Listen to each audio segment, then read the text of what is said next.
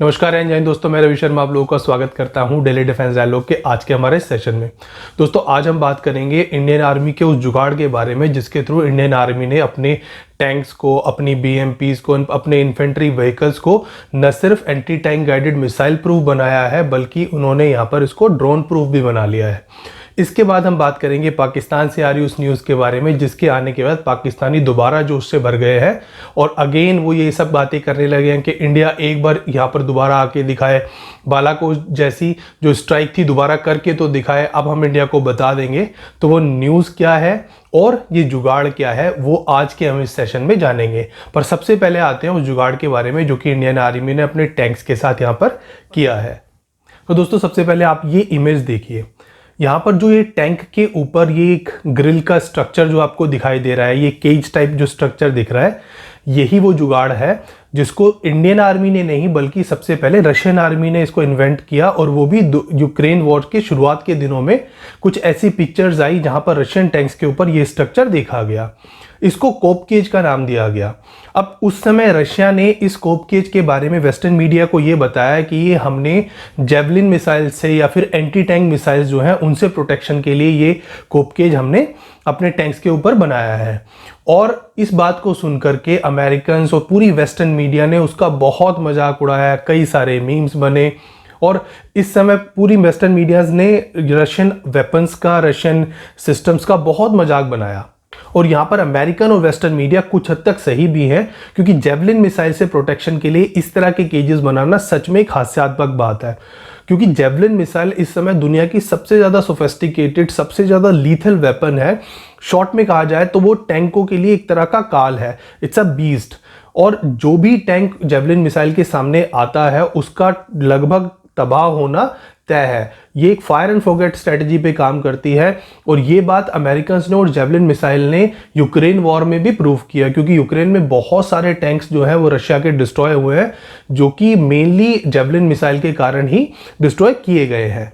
अब यहाँ पर रशियंस ने इस केज को ट्यूरेट के ऊपर फिट किया है और ट्यूरेट वो हिस्सा होता है जो कि टैंक का सबसे ज़्यादा सॉफ्ट, सबसे ज़्यादा डेलिकेटेड पार्ट होता है। यानी कि आर्मर की जो थिकनेस है वो ट्यूरेट में सबसे ज़्यादा सॉफ्ट होती है और ज़्यादातर मिसाइल यहीं पर हिट करती हैं, क्योंकि हमारी जैसे नाग मिसाइल भी है जो कि हमारी एंटी टैंक मिसाइल है, वो भी टॉप अटैकिंग मिसाइल है और ये जेवलिन भी जो है वो टॉप अटैकिंग मिसाइल है। यानी कि ये टैंक के जो ट्यूरेट है, ट्यूरेट वो हिस्सा होता है जहां पर कैनन अटैच होती है और जहां से क्रू अंदर आता और जाता है टैंक के अंदर, तो वो जो ओपनिंग पार्ट होता है टैंक का ऊपर की तरफ उसको ट्यूरेट बोला जाता है, वो सबसे ज़्यादा थिन होता है। तो वहीं पर आकर के मिसाइल जो है वो अटैक करती हैं क्योंकि वहां से टैंक को भेजना सबसे आसान होता है। तो रशियंस ने इस केज स्ट्रक्चर को ट्यूरेट के ऊपर फिट किया है।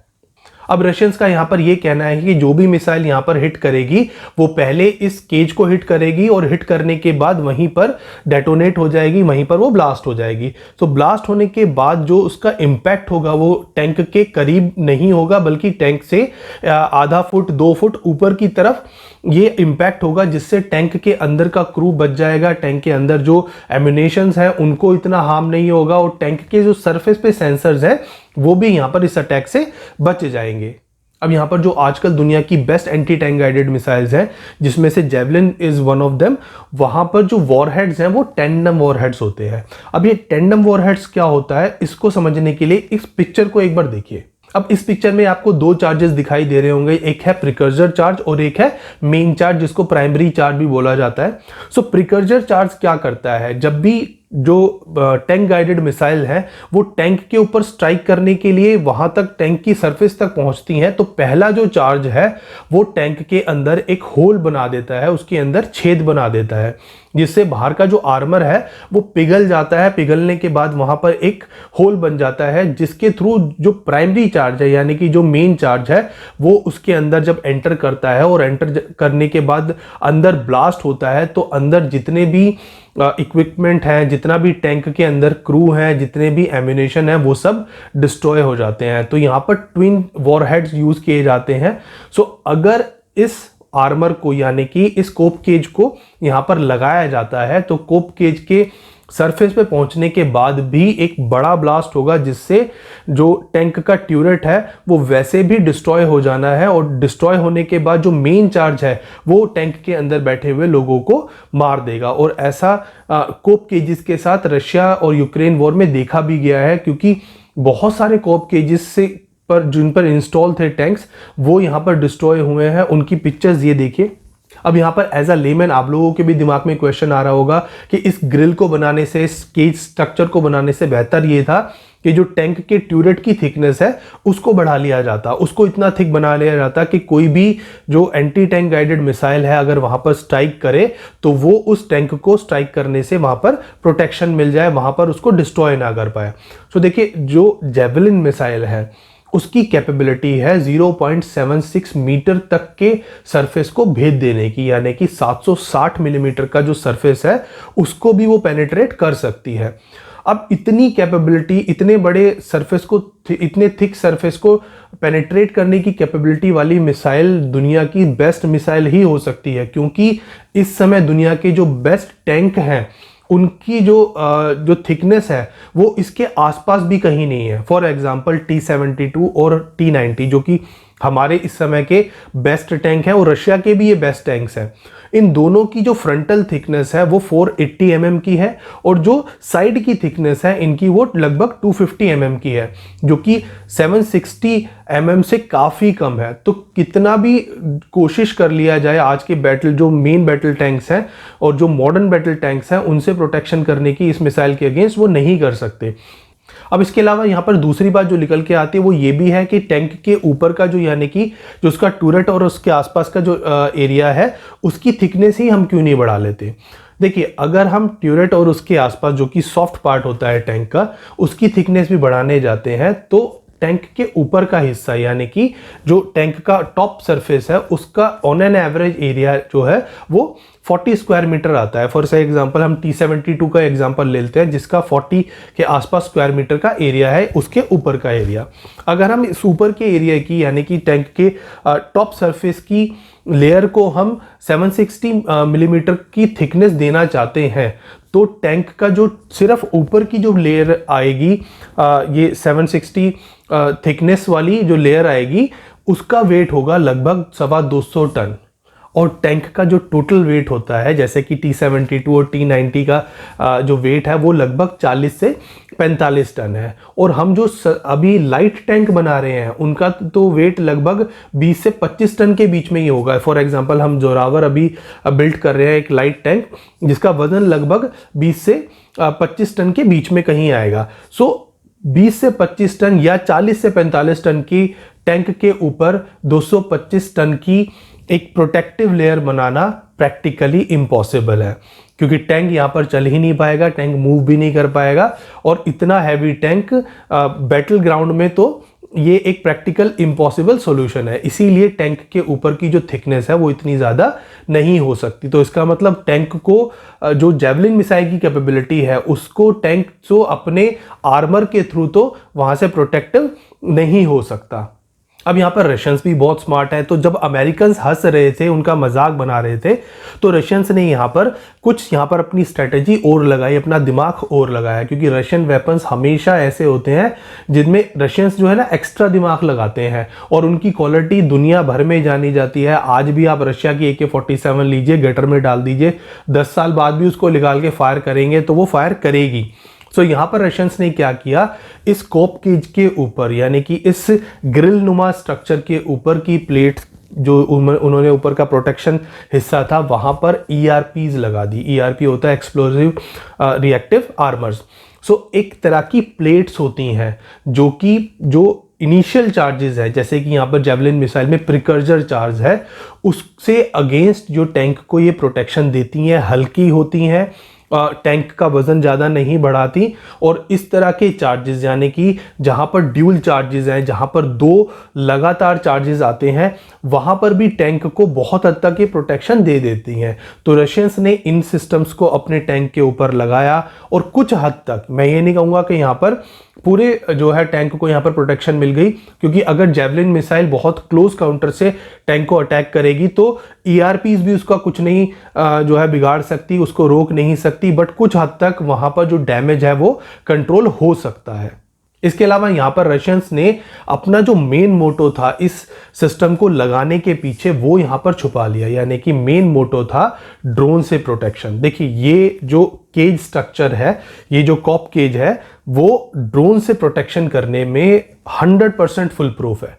देखिए रशिया में भी, यूक्रेन में भी हमने देखा, और अभी इजराइल और हमास की वॉर में भी हमने देखा, अजरबैजान वाली वॉर में भी हमने देखा कि टैंक्स को निशाना बनाने के लिए छोटे छोटे ड्रोन्स, जो कि DIG ड्रोन्स या फिर RPV ड्रोन्स हैं, उनको यूज कर करके RPGs के थ्रू, ग्रेनेड्स के थ्रू उन सिस्टम्स को अटैच कर दिया जाता है ड्रोन से, और ड्रोन जा करके उन सिस्टम्स को टैंक के ऊपर जो है वो ड्रॉप कर देते हैं। या फिर लोटरिंग मुनिशंस जैसे कि कामिकाजे ड्रोन्स हो गए। सो इन ड्रोन्स के थ्रू टैंक्स को निशाना बनाया जा रहा है। ये जेवलिन मिसाइल से भी कई गुना सस्ते हैं। तो इतने सस्ते वेपन से जब टैंक्स को डिस्ट्रॉय किया जा रहा है, तो वहां पर इस तरह की जो कोप केजेस हैं वो टैंक को प्रोटेक्शन देने का भली भांति कार्य यहाँ पर करती हैं। क्योंकि RPGs का जो टारगेट है, यानी कि RPGs जब टैंक के आर्मर के ऊपर गिरती हैं तो उसको नुकसान पहुंचा सकती है, बट जब वो टैंक से लगभग 2-3 फीट ऊपर कहीं ब्लास्ट होंगी इस कोप केज के आसपास, तो वो टैंक को बहुत हद तक डिस्ट्रॉय नहीं कर पाएंगी, उसको नुकसान नहीं पहुंचा पाएंगी। सो इसीलिए कोप केजेस को लगाने के पीछे का यहाँ पर जो मेन कारण था वो ड्रोन से प्रोटेक्शन था, लोटरिंग म्यूनिशन से प्रोटेक्शन था, rather than anti tank guided missile. अब ये सब देख करके वेस्टर्न पावर्स ने भी इस चीज को अडॉप्ट किया। यूक्रेन ने अपने चैलेंजर जो टैंक्स थे, जो कि उन्होंने वेस्टर्न कंट्रीज ने उनको दिए थे, उनके ऊपर भी इस सिस्टम को लगाया। इसके अलावा रिसेंटली हमने इजराइल हमास वॉर में भी इजराइल के जो टैंक्स हैं उनके ऊपर इस स्ट्रक्चर को लगे हुए देखा है। तो जहां पर वेस्टर्न पावर पहले इस सिस्टम का मजाक बना रही थी, वो आज इस सिस्टम को धीरे धीरे अडॉप्ट कर रही है। अब आ जाते हैं हम अपनी इंडियन आर्मी पर। देखिए इंडियन आर्मी यहाँ पर रशिया यूक्रेन वॉर को बहुत क्लोजली मॉनिटर कर रही है। उसका बड़ा कारण ये है क्योंकि रशिया यूक्रेन वॉर में जो हथियार इस्तेमाल किए जा रहे हैं वो वही हथियार है जो कि भारत के पास भी है। क्योंकि भारत के पास ज़्यादातर जो हथियार है वो रशियन ओरिजिन के हैं, तो इन हथियारों की परफॉर्मेंस चेक करने का एक बहुत अच्छा और एक बहुत सुनहरा मौका रशियन यूक्रेन वॉर हमें यहाँ पर देती है। कुछ वेपन्स यहाँ पर जिनकी सक्सेस यहाँ पर हो रही है और कुछ वेपन्स यहाँ पर फेल हो रहे हैं, तो उन सबको एनालाइज करने का एक बहुत अच्छा मौका रशिया यूक्रेन वॉर है। तो इंडियन आर्मी बहुत क्लोजली यहाँ पर हर चीज़ को यहाँ पर देख रही है। कोई वेपन अगर वहाँ पर फेल हो रहा है तो वो क्यों फेल हो रहा है, उसके कारण क्या है, तो उसके काउंटर मेजर्स भारत में लिए जा रहे हैं। कोई सक्सेस हो रहा है तो उसको भी क्लोजली मॉनिटर किया जा रहा है। तो कुल मिलाकर के यहाँ पर रशिया यूक्रेन वॉर से इंडियन आर्मी बहुत कुछ सीख रही है, और उसी में से एक ये कोप केजेस भी हैं। देखिए जो टैंक्स हैं उनको anti tank guided missiles destroy कर रही हैं, ये एक फैक्ट है आज के दिन में। और बहुत सारी वॉर्स में हमने टैंक्स को ईजिली टारगेट होते हुए देखा है, और कोप केजेस उनसे बचने का वन ऑफ द वे है। हालांकि इंडियन आर्मी और भी बहुत सारे काम यहाँ पर जो है वो कर रही है अपने टैंक्स को अपने इस तरह के एंटी टैंक गाइडेड मिसाइल से बचाने के लिए। कोप केजेस जो कि रशिया में यूज़ किए गए थे वो एक क्रू इम्प्रोवाइज सिस्टम था, यानी कि वो उसी समय के हिसाब से क्रू को ध्यान में रखते हुए बनाए गए थे। बट जो कोप केजेस अभी हमने यहाँ पर डिज़ाइन किए हैं अपने टैंक्स के लिए वो ज़्यादा सोफेस्टिकेटेड हैं, वो ज़्यादा टैंक को प्रोटेक्शन प्रोवाइड करते हैं, और वो टैंक की परफॉर्मेंस पर भी कहीं जो उसका इम्पैक्ट है उसको भी मिनिमाइज करते हैं। कुछ समय पहले हमने T90 टैंक के ऊपर इस तरह के कोप केजेस देखे थे, और अब हम जो पिक्चर्स देख रहे हैं वो T72 टैंक की है जिसके ऊपर ये कोप केजेस लगाए गए हैं। तो कुल मिलाकर यहाँ पर इंडियन आर्मी पूरी तरह से वो छोटे छोटे जो कदम है जो कि हमारे टैंक्स को प्रोटेक्ट करने के लिए लिए जा सकते हैं वो यहाँ पर लेने जा रही हैं। इसके अलावा भी टैंक की प्रोटेक्शन के लिए बहुत सारे काम यहाँ पर DRDO की तरफ से किए जा रहे हैं, और जो लाइट टैंक हमारे आने वाले हैं उसके अंदर भी बहुत सारे ऐसे सिस्टम्स हैं जो कि एंटी टैंक गाइडेड मिसाइल से प्रोटेक्शन प्रोवाइड करते हैं। सो कुल मिलाकर हम ये कह सकते हैं कि ये जो जुगाड़ है वो कुछ हद तक टैंक्स को यहाँ पर प्रोटेक्शन प्रोवाइड कर सकता है। हालांकि एक्सपर्ट्स की राय यहाँ पर बहुत बटी हुई है, बट फिर भी बहुत सारे देश इसको यूज़ कर रहे हैं। पहले रशिया ने यूज़ किया, फिर इजराइल में इसको देखा गया, यूक्रेन जो कि उसका मजाक बना रहा था पहले उसने भी अपने टैंक्स के ऊपर इसको इम्प्लीमेंट किया, और अब इंडिया के टैंक्स के ऊपर भी हम इसको देख पा रहे हैं। तो कुछ हद तक इसकी इफेक्टिवनेस तो होगी क्योंकि बहुत सारे इसको देश यूज़ कर रहे हैं। अब हम आ जाते हैं अपनी दूसरी खबर पर, जो कि पाकिस्तान से आ रही है, जहां पर पाकिस्तान ने रिसेंटली एक एवॉक को अपनी एयरफोर्स में इंडक्ट किया है। ये एवॉक स्वीडन का सैप 2000 एरियाई एवॉक है, जो कि पाकिस्तान के पास ऑलरेडी पहले भी था, और वहां पर 9 एयरक्राफ्ट का एक कॉन्ट्रैक्ट साइन किया था पाकिस्तान ने स्वीडन के साथ, जिसमें ये 9वां एयरक्राफ्ट अभी पाकिस्तान को डिलीवर हुआ है, और अब उसके जो एवॉक्स की संख्या है वो 9 हो गई है, जो कि कुछ समय पहले 12 से घट करके 8 रह गई थी। देखिए, हमने भी कुछ समय पहले एक सेशन किया था जहां पर हमने आपको बताया था कि चाइना ने पाकिस्तान को कैसे एक बहुत बड़ा चूना लगाया है, जहां पर चाइना के बनाए हुए ZDK-03 कराकोरम ईगल आई जो एवॉक्स थे वो पूरी तरह कबाड़ साबित हुए थे, और 4 एयरक्राफ्ट को पाकिस्तान को सिर्फ 12 साल के अंदर अंदर रिटायर करना पड़ा था। अभी एट प्रेजेंट उसके पास 9 एवॉक्स हैं।